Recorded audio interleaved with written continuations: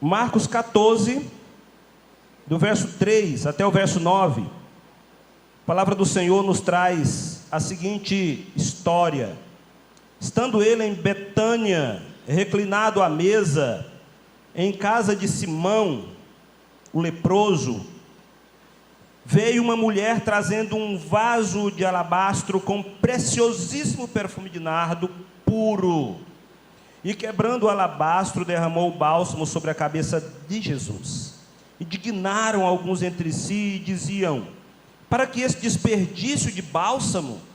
Porque este perfume poderia ser vendido por mais de 300 denários e dar-se aos pobres. E murmuravam contra ela. Mas Jesus disse: deixai-a, porque a molestais. Ela praticou boa ação para comigo, porque os pobres sempre os tendes convosco, e quando quiserdes podeis fazer-lhes bem, mas a mim nem sempre me tendes. Ela fez o que pôde. Antecipou-se a ungir-me para a sepultura. Em verdade vos digo, onde for pregado em todo o mundo o evangelho, será também contado o que ela fez, para a memória sua. Senhor Deus, aplique a tua palavra ao nosso coração, vitalize a nossa mente para olhar para a Sagrada Escritura como algo prático e não meramente histórico, e que dessa forma nós sejamos de fato fiéis, zelosos no cumprimento de toda a instrução dela para as nossas vidas, no nome de Jesus, amém. Meus irmãos, quem era essa mulher? Olhando aqui para o contexto histórico desse texto, possivelmente você já ouviu muitas reflexões, muitas mensagens nesse texto, já estudou na Escola Bíblica Dominical lições sobre esse texto, mas olhando aqui para todo o contexto, quem era essa mulher? Lá em João no capítulo 12, nós vamos ter a identidade dessa mulher. Ela aparece lá como Maria, irmã de Lázaro, e é interessante observar isso, porque o Evangelho segundo Marcos, o evangelista Marcos, ele deixa no anonimato, ele não coloca aqui a identidade dessa mulher, assim como também os outros evangelistas. João, ele vai trazer lá no capítulo 12, essa informação, e aí você diz, mas como pode ser entendido, pastor, que era a mesma mulher? Porque ele vai citar inclusive o mesmo contexto geográfico, não é? É o mesmo espaço de convivência. Então ele vai trazer essa identidade de quem era essa mulher. Era Maria, irmã de Lázaro. Por que essa mulher tem esse comportamento, né? Por que ela reage levando aquela atitude de forma a censurá-la, né, por aqueles que estão à sua volta? Porque Maria, assim como Marta, tinha uma imensa gratidão por Jesus, por tudo que ele representava para a sua casa. Jesus havia sido, não muito tempo distante, a própria ressurreição dentro da sua casa. Lázaro teria vindo de volta da sepultura, e Maria tem um coração extremamente agradecido. E você vai encontrar Maria na citação daquele episódio aonde Marta, né, faz ali uma queixa sobre o comportamento dela, extremamente focada naquilo que o Senhor tinha para lhe ensinar. Então Maria, ela faz aquele gesto, ela vai na direção de Jesus e pratica aquela ação, porque ela está demonstrando ali uma profunda gratidão por aquele que de fato fazia toda diferença na sua vida e na vida da sua família. Na linha do tempo, nós vamos encontrar muitas mulheres piedosas, desde as citações bíblicas as notadas na história. Nós vamos encontrar, por exemplo, na citação bíblica, Joquebede, né?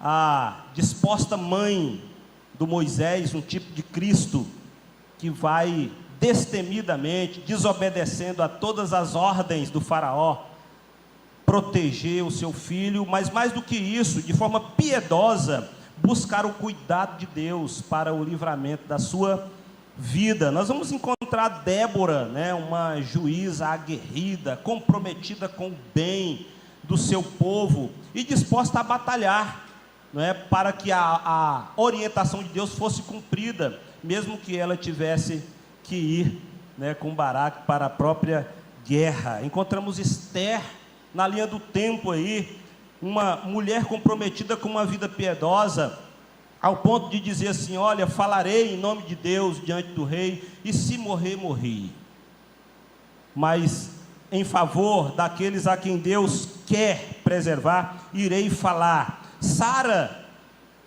a mãe daquele que o Senhor suscitou como provedor das nações e da nação específica de Israel, que hoje somos herdeiros da graça que lá foi plantado, né? Ana, a mãe fervorosa que orava em busca de um filho, e Deus lhe deu o privilégio de ter um dos maiores nomes entre os profetas e juízes, Samuel. Maria, mãe de Jesus, uma mulher que foi diante de Deus encontrada como de fato digna de acolher o próprio Deus no seu ventre. Isabel, a sua prima, a profetisa Ana, que é citada lá no Novo Testamento, Priscila, Lloyd, Eunice, e na linha do tempo, na história da igreja, nós temos mulheres como Sarah Calley, né, uma inglesa que começa um movimento que hoje replica no mundo inteiro o ensino que é a escola bíblica dominical, não é? Susana Wesley, uma mulher piedosa, mãe de um dos maiores avivalistas da história, né? Nós encontramos Ellen Murdock, a esposa do nosso pioneiro que plantou a Igreja Presbiteriana do Brasil destemidamente, deixando a sua casa para uma vida de compromisso piedosa, vir trazer o Evangelho juntamente com seu esposo ao Brasil, e aqui morre. E muitas outras, inclusive das que estão aqui no plenário nessa noite, encontradas sim diante de Deus como mulheres piedosas. No entanto, nós vemos, não apenas no nosso tempo, mas em todas as eras, a refutação, né, ou o entendimento da malignidade em contraditar esse comportamento piedoso, principalmente em relação às mulheres. Por que Satanás é tão furioso com mulheres que se comprometem com a vida piedosa?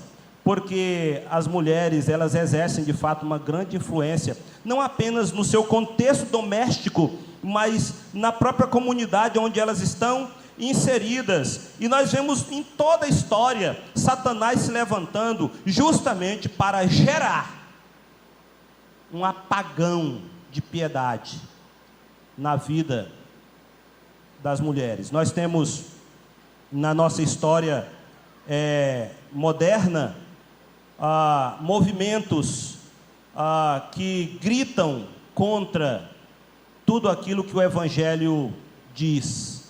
Temos movimentos que refugam todo o ensino da Sagrada Escritura, e infelizmente muitas mulheres que nasceram em berço cristão acabam sendo iludidas, acabam sendo fantasiosamente conduzidas para longe da verdade do Evangelho, por causa de tantas orientações que querem de alguma forma abafar a voz do Espírito, a voz de Deus no coração dessas mulheres. Mas é importante lembrar que, olhando para o texto da Sagrada Escritura que nós acabamos de ler, que é possível sim viver em uma sociedade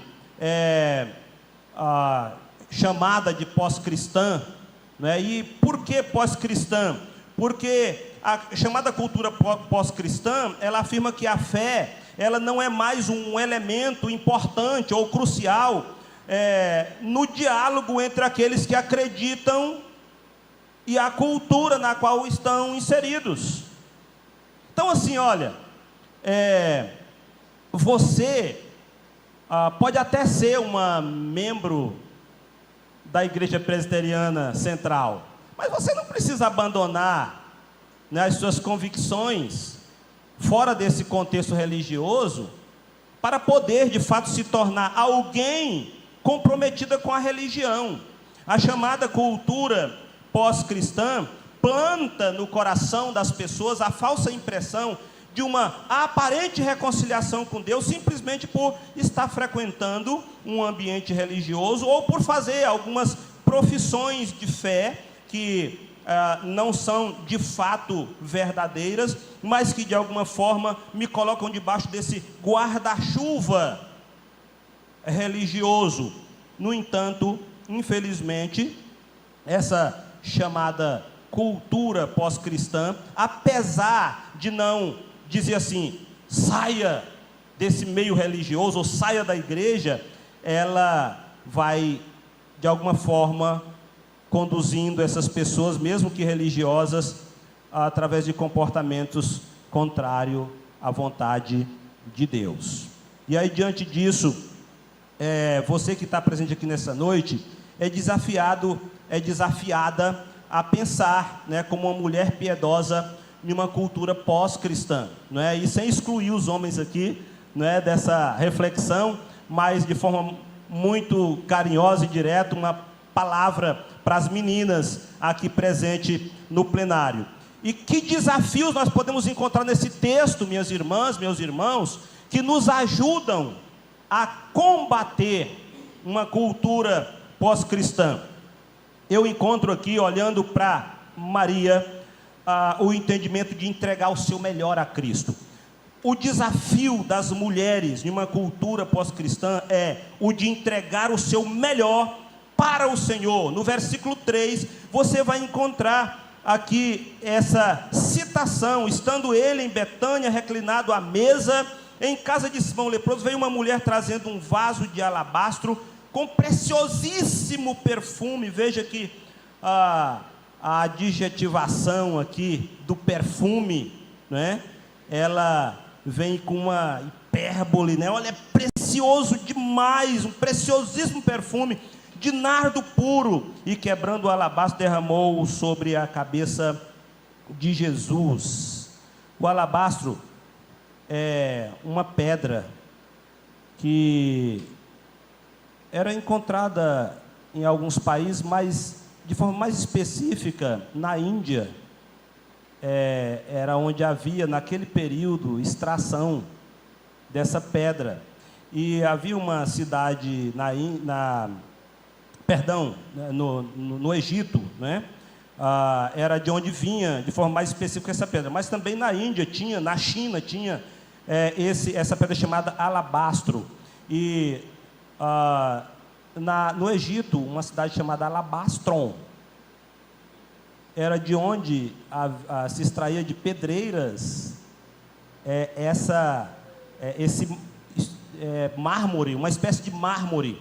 E era um mármore mais maleável, né, uma espécie de mármore parecido com a textura de um gesso, e se fazia daquela pedra, então, se modelava daquela pedra vasos para se guardar de forma mais específica perfumes. E o nardo era um perfume, ou era um bálsamo feito de uma planta que crescia nas montanhas do Himalaia, e essa planta, que era uma planta rara, de tamanho baixo, ela era colhida e das suas raízes então era extraída esse perfume, e era um perfume que era vendido de fato a peso de ouro. Não somente pela distância, mas pela raridade dessa planta, o nardo se tornava, para alguns, um perfume inacessível, para outros, um perfume muito procurado. É só você olhar aqui quanto custava esse perfume. Aqueles que estavam em volta de Jesus vão dizer que mais de 300 dias de trabalho custava aquele perfume, já que um denário era o valor médio de uma diária de um trabalhador braçal. Eles chegam a dizer, esse perfume poderia ter sido vendido por mais de 300 denários.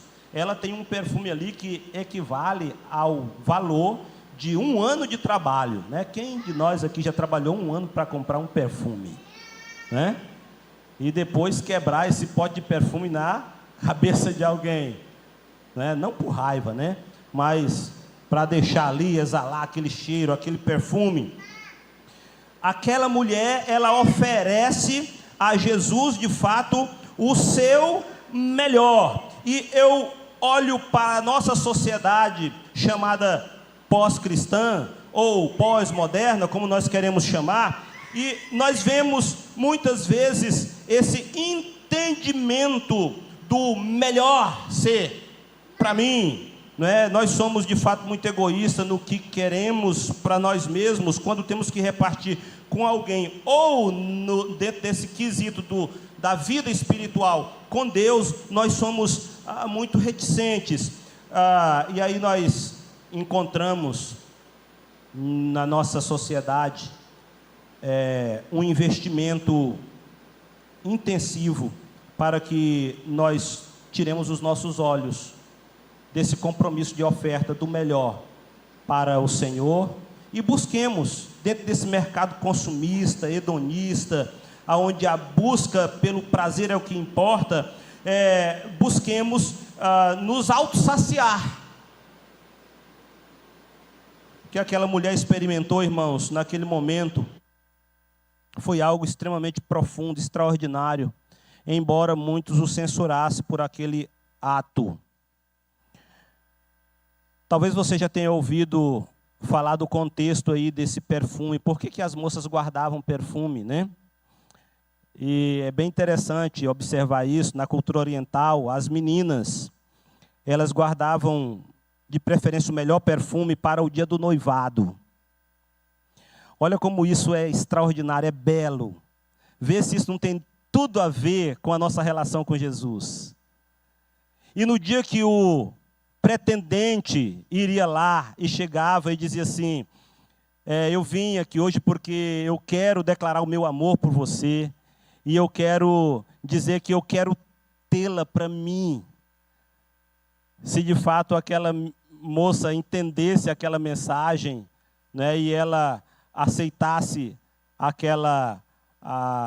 aquele momento ali, né, ela pegava o perfume que ela tinha guardado e derramava nos pés do seu pretendente. E ela estava dizendo com aquele derramamento, eu aceito ser sua noiva. Vê se isso não tem tudo a ver comigo, com Jesus. Vê se a minha entrega, vê se o meu derramar, você mulher piedosa, vê se isso não tem tudo a ver com a sua relação com Jesus. Ela está de alguma forma, simbolicamente dizendo assim, ao meu noivo Jesus, eu entrego o meu melhor. Eu estou dizendo sim para Ele. Eu estou dizendo que eu quero viver a minha vida toda com Ele. Eu quero entregar tudo que eu tenho para Ele.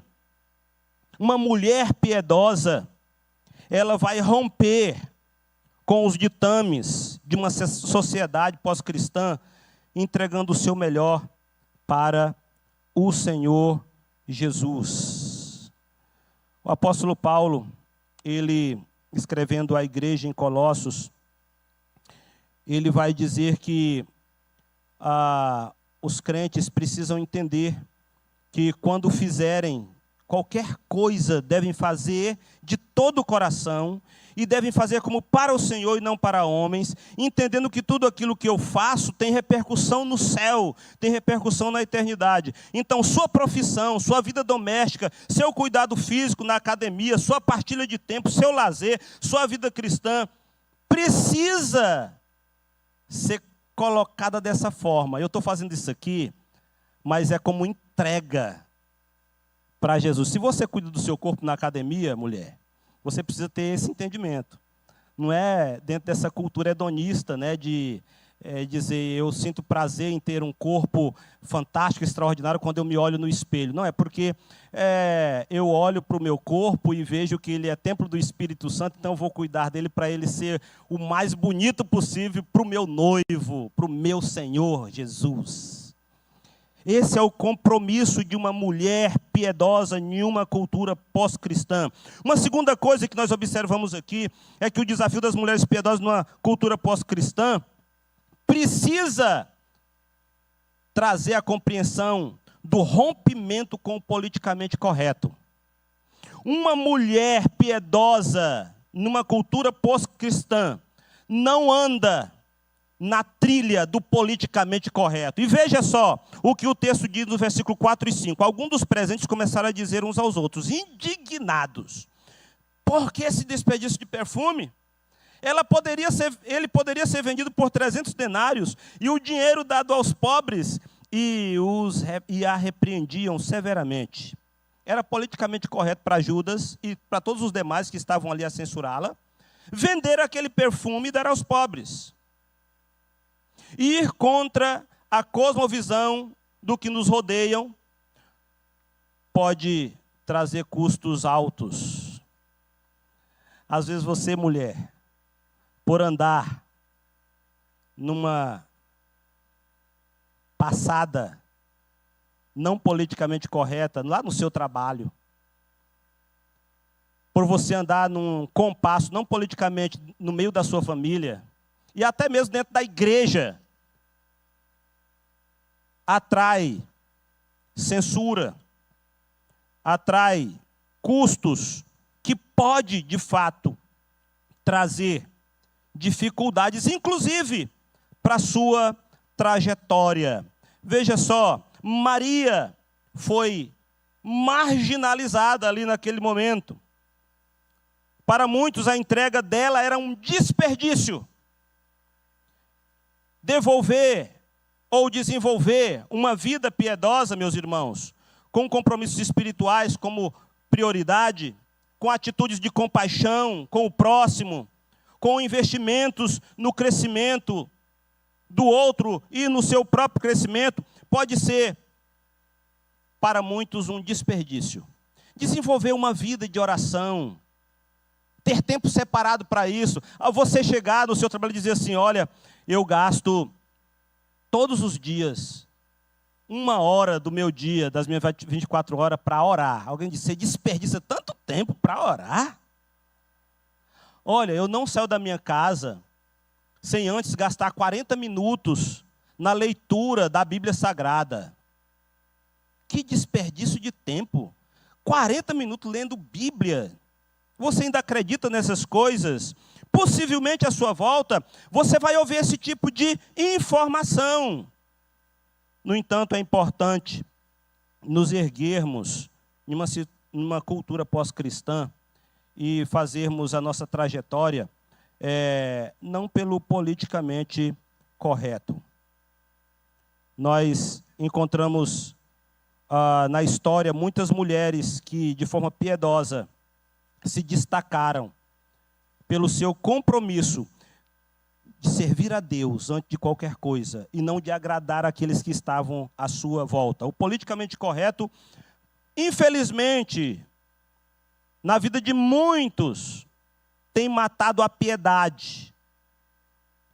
A igreja do nosso século tem sido muitas vezes uma igreja de mornidão, sem compromissos reais com Jesus, por querermos agradar aqueles que estão à nossa volta, por querermos dizer assim: eu preciso fazer o que estão pensando que eu tenho que fazer, para que eu receba aplausos. Muitas vezes, irmãos, nós estamos aí com o nosso coração sendo conduzido para aceitar comportamentos que contrariam a palavra de Deus, simplesmente porque nós não queremos andar na contramão. Eu compartilhei com o grupo do nosso acampamento sobre a necessidade de sermos uma igreja de contracultura. A igreja sempre foi o contraponto da cultura, sempre, sempre. E sempre que a igreja quis se amoldar à cultura, ela teve problemas graves, sempre. Jesus foi alguém que andou na contracultura. E se você, mulher piedosa, não tiver essa compreensão, os movimentos ideológicos, as campanhas que muitas vezes inflamam os nossos aparentemente direitos, vão nos desviar da rota correta, que é a de andar pela orientação da Sagrada Escritura. Então, eu quero chamar você, desafiar você a ter um compromisso, antes de tudo, com aquilo que você vai fazer para Jesus. E não para ser vista por alguém, mesmo que seja pelo seu pastor, pelos seus presbíteros ou até pelo seu esposo. Faça de forma prioritária o que vai ser aprovado por Jesus. E isso muitas vezes é não fazer o politicamente correto. Maria resolveu não fazer o politicamente correto. O politicamente correto era fazer o que Judas estava dizendo, não é? Vamos atender os pobres, eles precisam de comida. E nós sabemos disso, a igreja é e a SAF, né? E as mulheres da igreja, elas trabalham, né, nessa visão da assistência social, da caridade, de forma aguerrida. Quantos bazar as mulheres da nossa igreja fazem para atender demandas que são urgentes ou não, de pessoas necessitadas. Muitos. Isso é certo? Claro que é.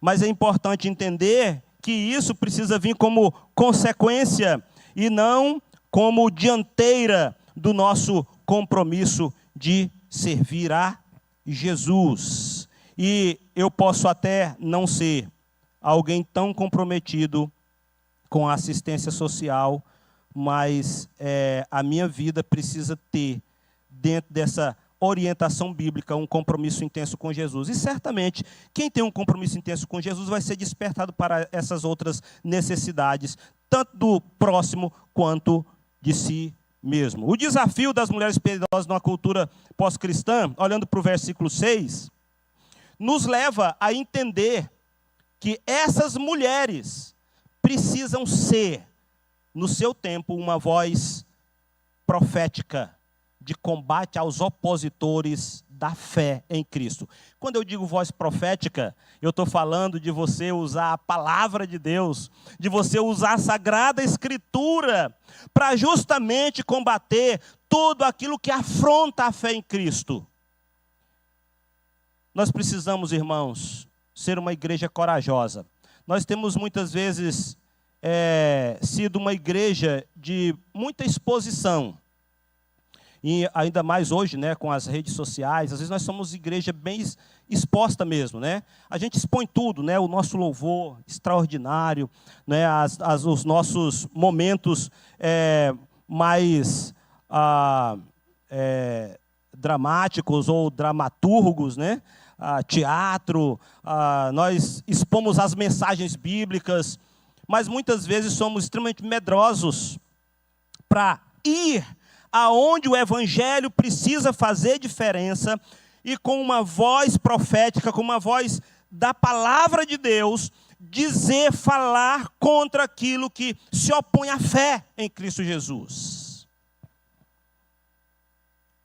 Maria, ela, em um contexto onde as mulheres não tinham, né, esse acesso todo, a questão do, inclusive, derramar esse bálsamo sobre outras pessoas, inclusive sobre homens, ela vai na direção de Jesus, quebra aquele vidro de perfume caríssimo, derrama-o sobre Jesus de uma forma de ungí-lo. E o próprio Jesus diz isso, né? Ela está me ungindo para a sepultura. Ele mesmo vai fazer essa declaração. E ela vai, de alguma forma, pregar àquelas pessoas que estão à sua volta ali, não um conceito, mas a verdade de que é em Jesus que eles deveriam, de fato, estar apoiados e buscando, de fato, viver uma vida para que, quando esse Jesus que vai ser morto ascendesse da sepultura, eles também tivessem essa certeza de vida e vida eterna. Mulheres piedosas, em uma cultura pós-cristã, vão ser voz profética de combate aos opositores da fé em Cristo Jesus. Você já ouviu falar em Corrie ten Boom? Com certeza, não é? Cornélia ten Boom, ou Corrie ten Boom. Ela era uma holandesa que, quando Hitler se levantou para forjar ali, né, uma seleção dentro dos seres humanos, e quando eles invadiram a Holanda, essa mulher, ela ousou pregar aos soldados de Hitler, combatendo-os pelas atrocidades que eles faziam. Ela pagou caro por isso, e toda a sua família. Foram presos. Mas a mensagem dessa irmã ecoa até hoje. E o texto biográfico de Corrie ten Boom diz que lá aonde ela estava, ela pregava o evangelho e dezenas de pessoas eram levadas a crer em Jesus. Então, independente do ambiente onde você esteja, sendo ele hostil ou não, você precisa ser uma voz profética, você precisa pregar o evangelho. Talvez esse discurso seja um discurso que você já ouviu diversas vezes na sua vida. E eu sempre digo isso, irmãos, o que vale não é o que você ouve aqui, é o que você vai fazer depois que sair daqui. Eu sempre digo, o culto de domingo, que vai ser amanhã, só vale na segunda. Porque é onde você vai testemunhar o que você viu aqui. Então a gente é muito acostumado a ouvir coisa boa, mas o que você pratica de fato faz diferença. O que você pratica, mulher piedosa, de fato tem feito diferença na comunidade aonde você vive. Eu estava vendo essa semana, algumas repulsas sobre comportamentos de mães na internet. A nova trend das mães, né? De colocar os filhos no quarto e pedir que eles falem palavrões, né? Fala palavrões ali, desabafa, né? Fala o que você quiser aí, pode falar um monte de palavrão. E olhando para isso, dizendo quantas vezes nós perdemos a oportunidade, né, de treinar nossos filhos para falarem tantas coisas boas, para falarem tantas coisas extraordinárias na escola para os amiguinhos, ou até mesmo hoje nas redes sociais, onde eles usam com frequência. Quantas vezes nós perdemos boas oportunidades? Mães, treinem seus filhos para isso, né? Façam-os serem piedosos na medida em que vocês também forem nessa proclamação da mensagem do Evangelho. Nós temos, irmãos, discursos assim terríveis sendo feitos nos dias de hoje. Recentemente, um grupo acadêmico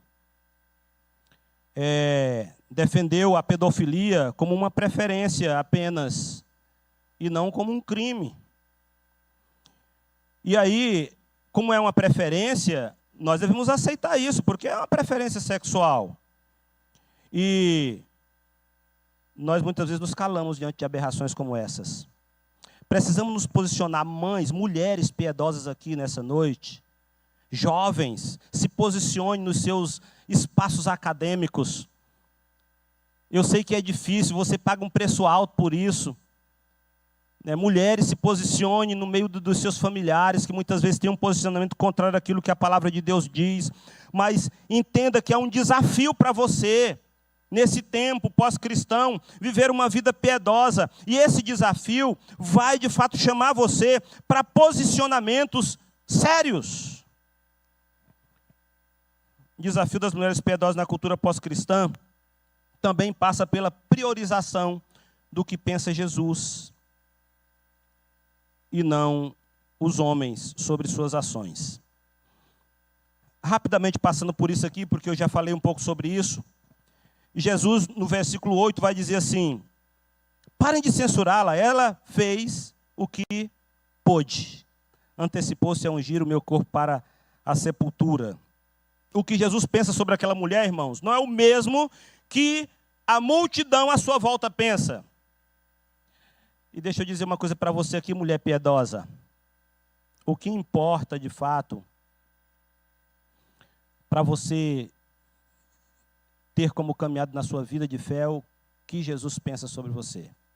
Ah, então eu vou ser subversiva agora, vou ser de fato uma rebelde presbiteriana. Não é isso que a gente está falando aqui, não é?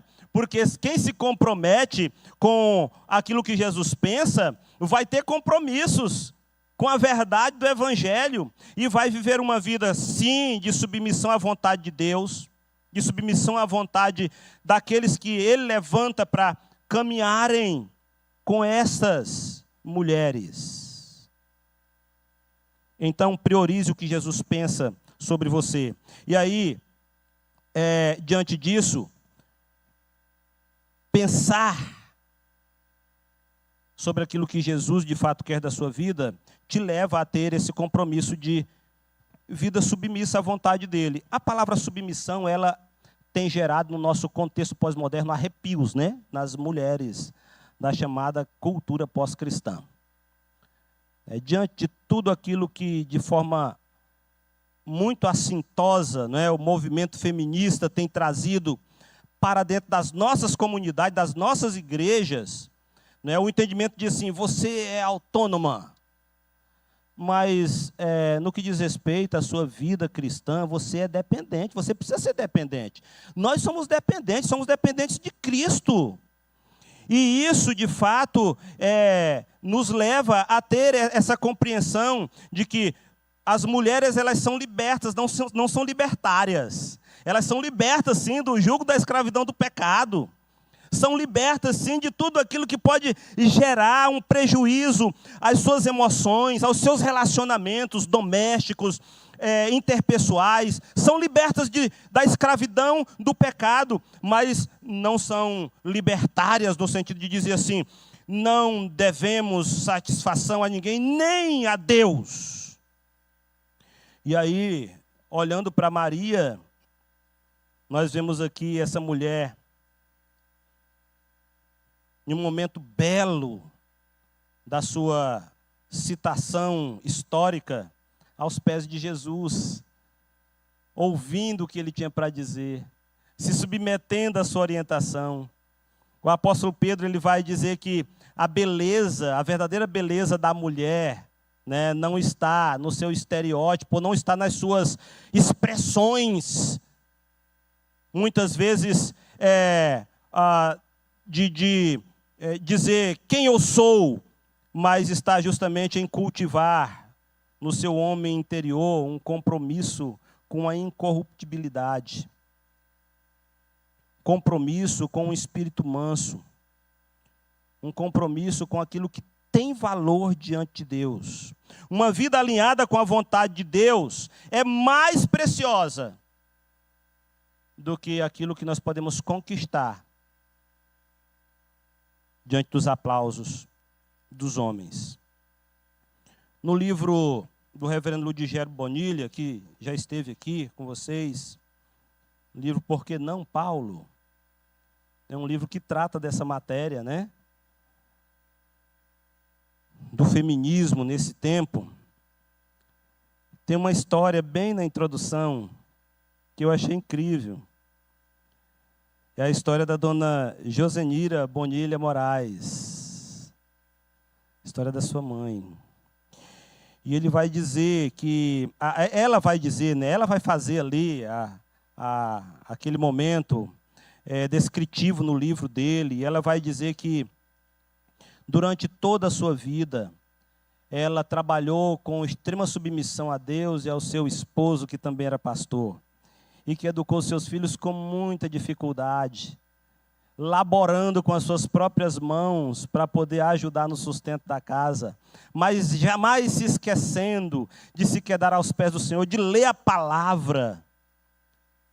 E aquela mulher, ela estudou, virou psicóloga. Aos 82 anos, ela concluiu seu doutorado em psicologia. E ela diz: faço tudo isso para, em primeiro lugar, servir a Deus e continuar contribuindo com o bem dos meus filhos. Aos 86 anos, concluiu seu doutorado. E é interessante observar que ela vai dizer que, quando ela escreve essa parte do livro, ela está já com 92 anos, e ela diz assim: sempre, abre aspas, sempre soube o quão precioso é o ensino das Escrituras, e que abraçá-la com gozo de alma haveria de trazer grandes benefícios espirituais, morais, intelectuais e familiares para nós. Nossa geração precisa apegar-se, precisa submeter-se à palavra de Deus. Mulheres piedosas vão ter compromisso em estar submissa a Cristo, à palavra de Cristo, à orientação de Cristo, à direção de Cristo em todo o tempo. E se você de fato está submissa à orientação de Cristo, dentro da sua casa, você vai ser comprometida com o bem do seu esposo, com o bem dos seus filhos, com o bem da sua casa. Concluindo, o desafio das mulheres piedosas na cultura pós-cristã faz perpetuar suas ações nas gerações futuras. E isso nós encontramos aqui no versículo 9. Jesus dizendo assim: eu lhes asseguro que onde quer que o evangelho for anunciado, em todo o mundo, também o que ela fez será contado em sua memória. O compromisso piedoso de Maria em agradar Jesus, em não estar interessado no que os homens iriam dizer sobre ela ou dela, em ter a compreensão de viver para agradar o Senhor, vai fazer com que ela seja citada até os dias de hoje, como nesse texto que nós acabamos de ler. Mulheres piedosas, em uma cultura pós-cristã, aceitam o desafio de fazer perpetuar as suas ações para as gerações futuras. O Instituto Barna, um instituto de pesquisa americano, ele divulgou em 2008 uma pesquisa que traz umas declarações um pouco embaraçosas para os homens. Mas eu achei fantástico o que eles trazem aqui, o que ele traz a respeito das mulheres como influenciadoras das suas casas. Vocês sabem disso, não é? A grande maioria dos membros das nossas igrejas são mulheres. Eu vou dizer isso aqui hoje, olhando para os homens, porque eu sou secretário presbiterial lá do presbitério que eu sou pastor da Federação de UPHs, e pela graça de Deus sou secretário sinodal também da Confederação Sinodal da nossa UPH. Nós, os homens, muitas vezes não temos cumprido o nosso papel como deveríamos cumprir dentro das nossas casas. E eu louvo a Deus porque o Senhor não deixou que as mulheres tomassem o mesmo rumo dos homens. E o que eu estou falando aqui não é uma censura a nós homens. É uma palavra de encorajamento para que nós homens sejamos mais apoiadores, no sentido de fazer as nossas esposas, ou quem sabe as nossas filhas, ou quem sabe as nossas irmãs, pessoas do sexo feminino que em algum momento se dispõem a influenciar, mas que olham para a figura do homem e vê-lo, de certa forma, desinteressado por ser influência para aqueles que lhe cercam. E veja só, o Instituto Barna, ele disse que os jovens entrevistados em cerca de 600 igrejas nos Estados Unidos da América, disseram que a sua maior influência religiosa eram as suas mães, avós ou tias. 80% dos jovens disseram isso. Aí você diz, Estados Unidos, o Brasil copia muito do que os Estados Unidos faz. Nós aqui somos assim, uma cópia escrita do que é os americanos, inclusive no que diz respeito à igreja, né? Nasce um movimento nos Estados Unidos da América, logo a gente copia para cá. Então você pode olhar para as nossas igrejas e ver que realmente é isso mesmo que acontece. Mulheres são influenciadoras. E nós vemos na cena bíblica citações como a do apóstolo Paulo, dizendo que Timóteo é fortalecido na sua fé porque havia aprendido com a sua mãe e com a sua avó. Minha mãe foi uma grande influenciadora da minha fé. Alguns aqui chegaram a vê-la. Esse ano completa, em setembro, 4 anos que Deus a recolheu. Minha mãe era analfabeta, mas ela tinha uma voz extremamente afinada.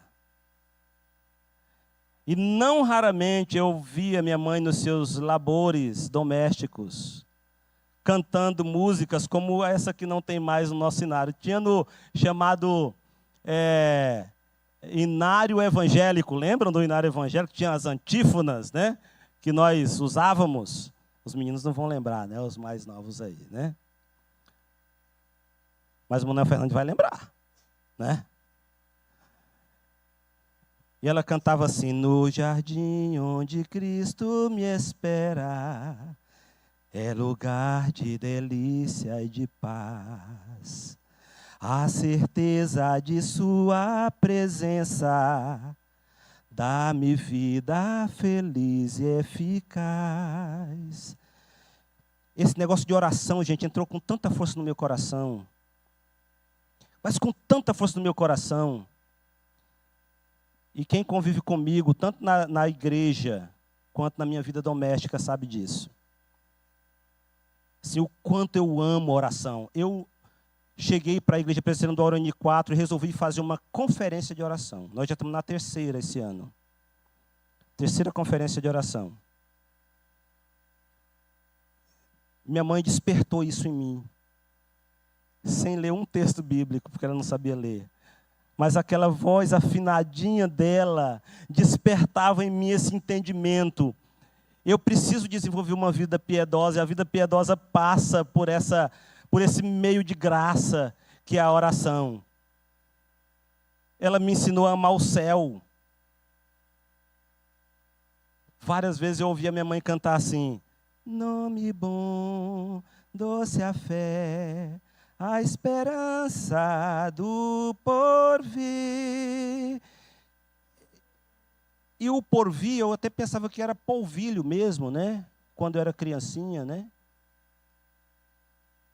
Depois eu entendi, não é o que ainda virá, né? Quantas mulheres, de fato, despertaram dentro das suas casas esse compromisso de vida piedosa. Não perca essa oportunidade, minhas queridas irmãs. Qual é o nível de compromisso com viver piedoso na nossa geração que nós temos desenvolvido hoje?